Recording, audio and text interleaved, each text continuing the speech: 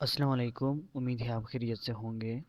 तो आज का जो हमारा टॉपिक है वो है एक्सपेरिमेंट्स ऑन ह्यूमन बींग्स।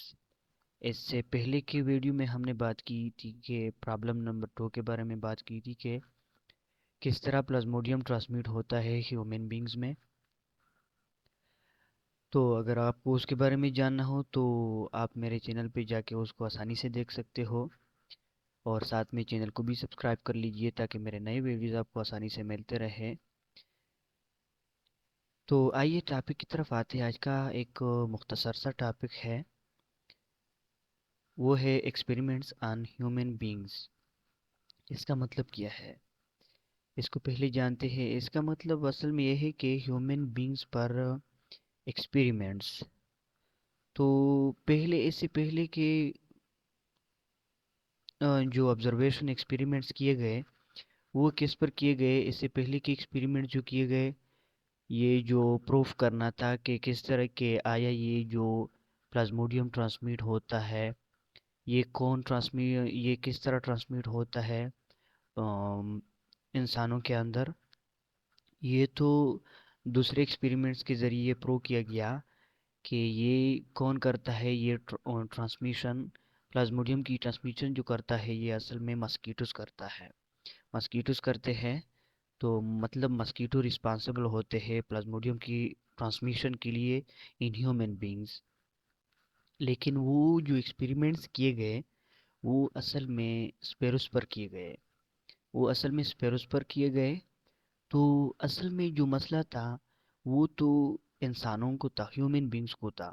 असल में जो मलेरिया से इफ़ेक्टेड थे लोग, वो असल में कौन, वो ह्यूमन बींग्स इफ़ेक्टेड थे।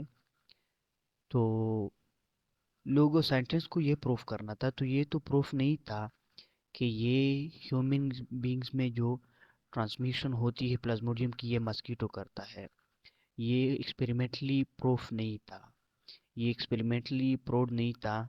तो अब इनको ये भी टेस्ट करना था। ये जो इन्होंने हाइपोथेसिस बनाया था कि ये जो प्लाज्मोडियम ट्रांसमिट होता है ये मस्कीटो करता है। तो आखिर में स्पेरो वो तो स्पेरोस पर किए गए कि एक्सपेरिमेंट्स किए गए।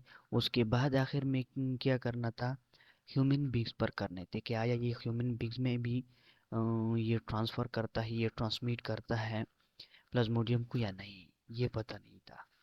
तो इनको ये टेस्ट करना था, तो उन्होंने एक्सपेरिमेंट्स किए।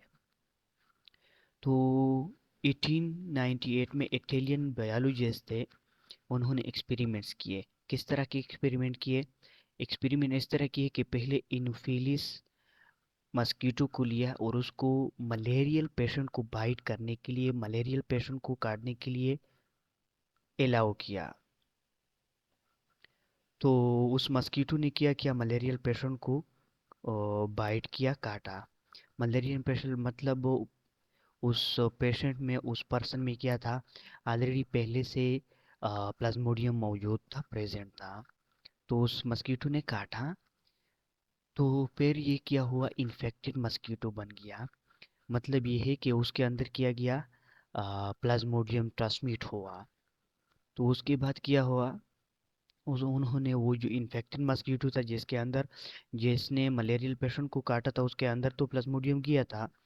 तो इन्फेक्टेड मस्कीटो को क्या किया, आ, फिर अलाउ किया बाइट करने के लिए, हेल्दी मैन को, हेल्दी पर्सन को बाइट करने के लिए अलाउ किया। मतलब जो सेहतमंद आदमी था, उसको मलेरिया नहीं था, उसके अंदर, उसके ब्लड के अंदर प्लाज्मोडियम नहीं था, उसको बाइट करने के लिए इन्फेक्टेड मस्कीटो को लाया गया, अलाउ किया गया।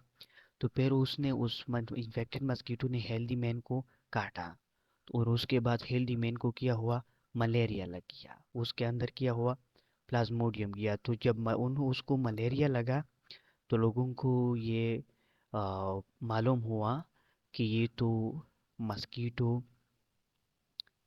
ह्यूमन बींग्स में भी, ह्यूमन बींग्स में ट्रांसफ़र करता, ट्रांसमिट करता है प्लाज्मोडियम को।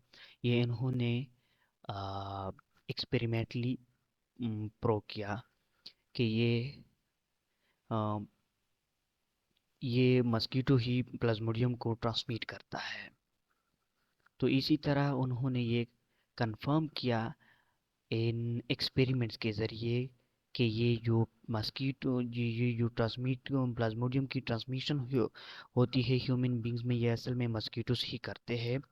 और यही मस्कीटो ही मलेरिया को स्प्रेड करते हैं, फैलाते हैं ह्यूमन बींग्स में।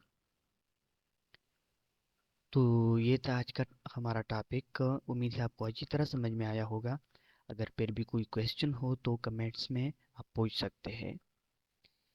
Thank you for watching my video. अल्लाह हाफिज़।